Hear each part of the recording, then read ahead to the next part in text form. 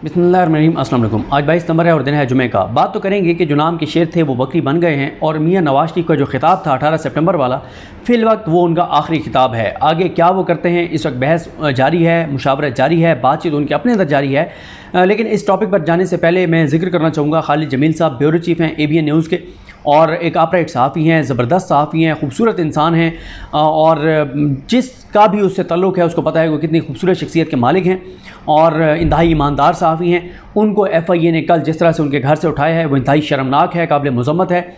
और जो FIA उसने अपनी ही SOPs की धज्जियाँ उड़ाई हैं। SOPs बने हुए हैं कि अगर किसी सहाफ़ी किसी को मसला होगा कि उसने ट्विटर पे कुछ ऐसा लिखा है, यूट्यूब पे कुछ ऐसा कहा है, पहले उसको आप नोटिस करेंगे, उसको आप तलब करेंगे, उससे आप पूछेंगे। अगर आपको मुतमईन नहीं करता, पूरा एक प्रोसेस है, पूरे SOPs हैं, लेकिन उन SOPs की धज्जियाँ उड़ा दी FIA ने खालिद जमील साहब को जो है वो अरेस्ट करते हुए।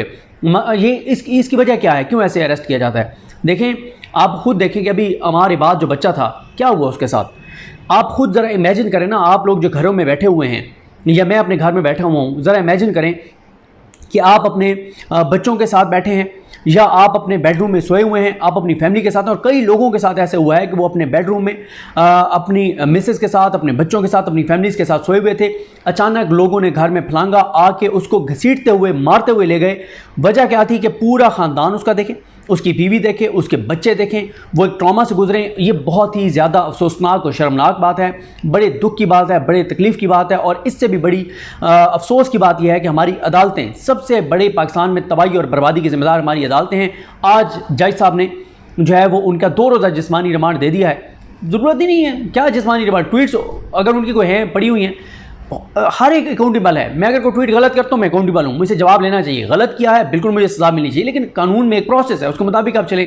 तो आप सब आवाज़ उठाइए खालिद जमील साहब के लिए, अल्लाह ताला उनकी मुश्किलात जो है वो आसान करे। वैसे ही आप देखें पिछले 1 साल में क्या नहीं हुआ पाकिस्तान के अंदर। अरशद शरीफ साहब जैसी शख्सियत इस दुनिया से चले गए, अल्लाह ताला उनकी कब्र पर करोड़ों रहमतें जो है वो नाज़िल फरमाए। इमरान रियाज खान आप देख लें कई माह से लापता हैं, कोई अता पता नहीं है। तो ये एक बड़ी मुश्किल हम सूरत हाल से जो है वो गुजर रहे हैं। और मैं ये समझता हूँ कि पाकिस्तान में सबसे ज़्यादा तो ज़ाहिर है नंबर 1 अरशद शरीफ साहब हैं, जो अपनी जान से ही चले गए और उनको कत्ल कर दिया गया बेदर्दी के साथ। और दूसरे नंबर पर फिर इमरान रियाज खान हैं, जो इतने अरसे से लापता हैं और पाकिस्तान के तवील तरीन वक्त के लिए लापता शायद सहाफ़ियों में से एक हैं और इतने प्रोमिनेंट सहाफ़ियों में से। इतना प्रोमिनेंट सहाफ़ी कभी भी इतनी लंबे अरसे के लिए लापता नहीं रहा और इमरान रियाज खान साहब लापता हैं। अल्लाह ताला उनकी जो है वो मुश्किलात आसान करे।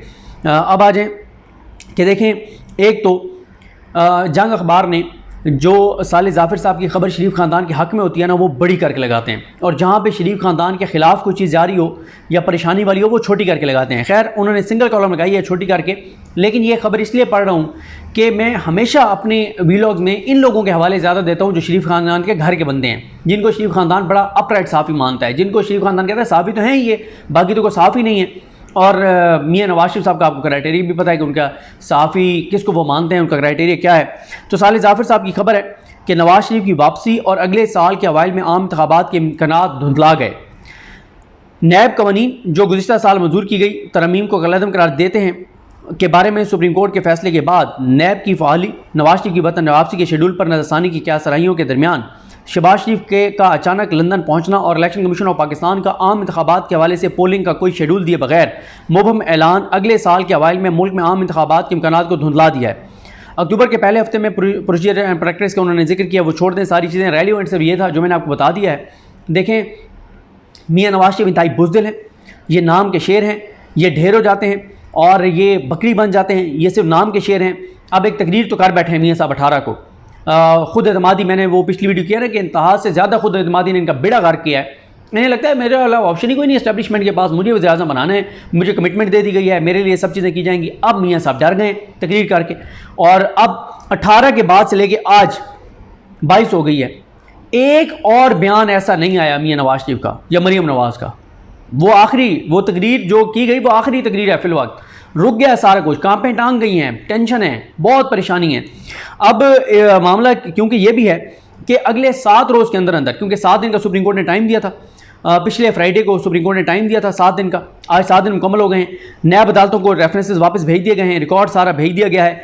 अगले 7 दिन में तलबियों के नोटिस जारी होना शुरू हो जाएंगे इनकी समन जारी होंगे, इनकी तलबियाँ होंगी, तो परेशानी तो है। और साले जाफिर जो शरीफ ख़ानदान के सबसे ज़्यादा क्लोज़ लोगों में से एक हैं, वो ये बता रहे हैं, और इतने क्लोज़ हैं कि जब मियाँ साहब 99 में गिरफ्तार हुए थे तो उन्होंने ये भी बताया था कि मियाँ नवाज शरीफ के वॉशरूम से और उनके कमरे से किस तरह की गलत चीज़ें निकली हैं। इतने करीब हैं शरीफ ख़ानदान के। और फिर ये भी बताते हैं कि जब बादल आते हैं तो वो कैसे अल्लाह की रहमत हो जाती है शरीफ ख़ानदान पर। जब वो कहीं जाते हैं तो ऊपर बादल आ जाते हैं, छाँव कर लेते हैं। ये सारी उनकी बेशबहा तरह की स्टोरियाँ जो हैं वो मौजूद हैं। अब वो ये कह रहे हैं कि इलेक्शन का मुबहम ऐलान है। बिल्कुल ये कल गलत खबर चली है कि इलेक्शन की तारीख दे दिया है। Chief election commissioner Sikandar Sultan Raja साहब की किसी बात पर अगर कोई एतबार करता है, उसको अपने अकल का इलाज कराना चाहिए। किसी साइकेट्रिस्ट को, किसी न्यूरो सर्जन को, किसी न्यूरोलॉजिस्ट को, दिमाग से रिलेटेड किसी भी डॉक्टर को दिखा लें, वो आपके दिमाग का इलाज करे। अगर किसी को सिकंदर सुल्तान राजा साहब की किसी बात पर एतबार है तो वो ज़रूर फ़ौरन डॉक्टर से रब्ता करे, क्योंकि सिकंदर सुल्तान राजा साहब ने 2022 में कहा था कि अक्टूबर 2022 में इलेक्शन के लिए वो तैयार होंगे। फिर उसके बाद उन्होंने जब 30 अप्रैल की सदर ने तारीख दी थी, उन्होंने 8 अक्टूबर की फिर तारीख दे दी थी 2023 की। फिर उसको भी उन्होंने कहा था ये टेंटेटिव है, ये फाइनल नहीं है। अब वो कह रहे हैं वो जनवरी में करवा देंगे। इलेक्शन उन्होंने नहीं करवाना। आपको भी पता है, मुझे भी पता है कि इलेक्शन नहीं होना। हाँ, एक ही सूरत में इलेक्शन होगा, और वो है कि अगर जस्टिस काजी फाइज इस इलेक्शन करवा लेते हैं, सुप्रीम कोर्ट इलेक्शन करवा ले तो करवा ले, लेकिन सिकंदर सुल्तान राजा कभी भी इलेक्शन नहीं करवाएंगे।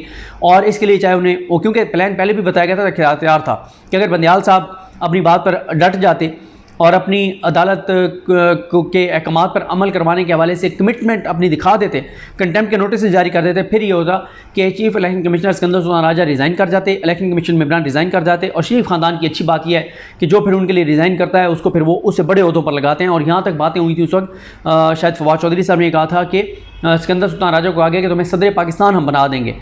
तो ये सारी बातें, तो ये इलेक्शन कोई इलेक्शन नहीं है। जनवरी में इलेक्शन नहीं होना, बिल्कुल नहीं होना, सवाल ही पैदा नहीं होता इलेक्शन होना है। आप देख लें, इलेक्शन कमीशन ने ऐलान किया, उसके बाद कोई बताए पॉलिटिकल एक्टिविटी शुरू हुई हो, कोई हलचल हुई हो, कोई चीज़ नहीं है। किसी ने खैर किसी ने कहा हो कि हाँ यार बाकी इलेक्शन नहीं होने, वरना चीफ इलेक्शन कमिश्नर पूरा शेड्यूल देते थे कि फ़लाँ से फ़लाँ तक कागजात नामजदगी जमा होंगे, ये हो गए। क्यों नहीं दिया? क्योंकि इलेक्शन नहीं होने, ये सिर्फ एक फ़र्जी एक कहानी है। ऐलान करवाने की वजूहत कुछ और हैं कि काजी फायसा इस मामले को टेकअप ना कर लें, और ये सारे, वरना 90 दिन में इलेक्शन जो होने थे वो अब 180 दिन में तकरीबन होने जा रहे हैं, और वो भी होने नहीं जा रहे, बल्कि उसका इंदिया दिया गया है, तारीख नहीं दी गई। उसके बाद जरदारी साहब की चौधरी शुजात से मुलाकात हुई है। परेशानी इधर भी है, नज़र आ रही हैं चीज़ें।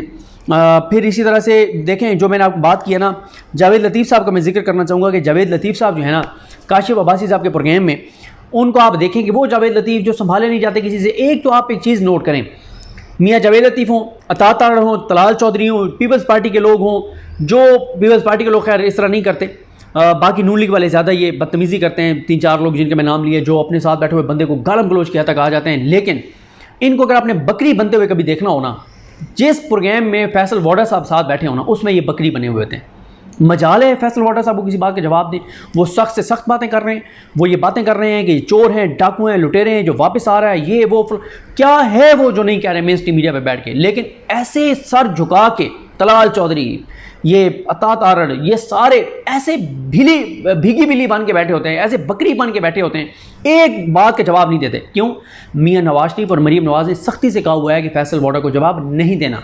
वजह आपको भी पता है कि फैसल वाडा सबसे डरते हैं ये सारे, कि फैसल वाडा को हम कुछ कहेंगे तो हमारे लिए मसाइल पैदा होंगे। तो फैसल वाडा साहब की किसी बात के जवाब नहीं देते। और फिर अब ये जावेद लतीफ़ साहब, वो एक तो उनसे पूछा काशिफ अब्बासी साहब ने कि नुसरत जावेद साहब कह रहे हैं कि शहबाज शरीफ की गुजरांवाला में कोई मुलाकात हुई है और कोई इस्टेब्लिशमेंट से शायद इख्तिलाफात भी शुरू हो गए हैं, जो मियाँ साहब ने तकरीर किया है। कोई उन्होंने इसका जवाब कैटेगोरिकल नहीं दिया। उन्होंने कहा, अच्छा, उन्होंने शुरू में तो ये भी नहीं कहा कैटेगोरिकल कि जनाब मियाँ साहब बिल्कुल 21 को आ रहे हैं, ये भी उन्होंने एंड में जाके 16वें मिनट पर शायद कहा है। उसके बाद उन्होंने कहा कि मुनासिब नहीं है इस तनाजुर में देखना। फिर उन्होंने 75 साल का पूरा लेक्चर देना शुरू किया, 75 साल से क्या हो रहा है। फिर उन्होंने कहा जो अपने मौसमों को याद नहीं रखते, दुश्मन को भुला देते हैं, उनके साथ ठीक नहीं होता। ये क्या कह रहे हैं, दुश्मनों को भुला देते हैं? और साथ फिर इसको मिला के देखें, वो कह रहे हैं 9 मई के किरदारों को मंतकी अंजाम तक पहुँचाना होगा। क्या कहना चाहते हैं आप? 9 मई को हुए जून, जुलाई, अगस्त, सितंबर भी आखिरी दिन चल रहे हैं, 4 माह हो गए हैं। और कानून के अंदर ये लिखा हुआ है, जो इस्ताद दहशतगर्दी की अदालतें हैं, वहाँ पे 1 माह में आपने ट्रायल कंक्लूड करना होता है। 4 माह में, जिनमें से इनकी हुकूमत रही है, आपने क्यों नहीं कंक्लूड किए केसेस? प्रोसिक्यूशन तो आपके पास थी, प्रोसिक्यूशन तो नून लीग के पास थी सारी। यानी निगरान सेटअप भी तो नून लीग का ही है ना पंजाब में, ठीक है। या वफाक में जो केसेस थे सारे, प्रोसिक्यूशन तो आपके पास थी। आप 1 माह के अंदर अंदर आप 9 जून तक तमाम केसेस के फैसले होने चाहिए थे, हो सकते थे, क्यों नहीं हुए फैसले?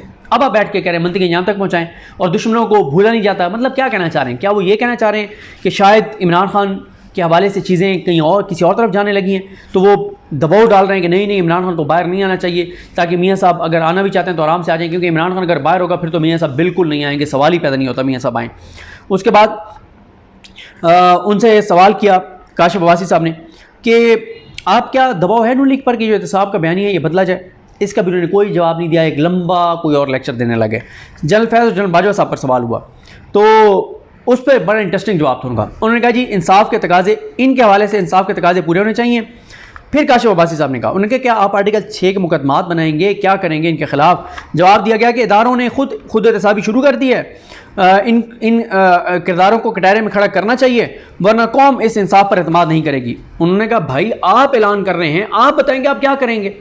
कोई बात नहीं, कोई बात नहीं। फिर वो कहते हैं अगर इन इदारों ने खुद ना किया फिर जो भी हुकूमत होगी उसको करना पड़ेगा या करना चाहिए। कैटेगोरिकल नहीं कह रहे भाई, आप कैटेगोरिकल कहें ना, बकरी क्यों बन गए आप लोग? आप तो बड़े शेर हैं। आप कैटेगोरिकल कहें कि जनरल बाजवा को भी हम कटहरे में लाएंगे, जनरल फैज़ को भी लाएंगे, फलां को भी लाएंगे, फलां को भी लाएंगे, फलां को भी लाएंगे, इनके ऊपर आर्टिकल 6 के मुकदमात करेंगे। क्यों नहीं कह रहे?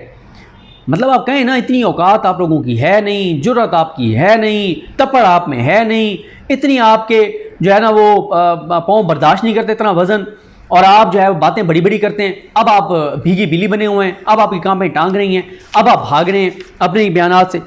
फिर उसके बाद उन्होंने कहा कि नवाज शरीफ इदारों के डोमेन से निकलने के खिलाफ हैं। फिर जस्टिस सज्जाद अली शाह साहब के दौर में सुप्रीम कोर्ट पर हमले को उन्होंने जस्टिफाई किया कि देखें ना वो भी ये कर रहा था वो कर रहा था, उन्होंने जस्टिफाई किया सुप्रीम कोर्ट पर हमले को। उसके बाद उन्होंने कहा कि इल्ज़ाम लगाया जनरल बाजवा साहब पर, फौज पर, कि इस्टेब्लिशमेंट फरवरी में जब बाजवा साहब ने कहा था कि हम ए पोलिटिकल हो चुके हैं फरवरी 2022, उसके बाद भी वो ए पोलिटिकल नहीं थे, बल्कि वो कहते हैं कि 9 मई तक इमरान खान के सहूलतकार इदारों में मौजूद थे।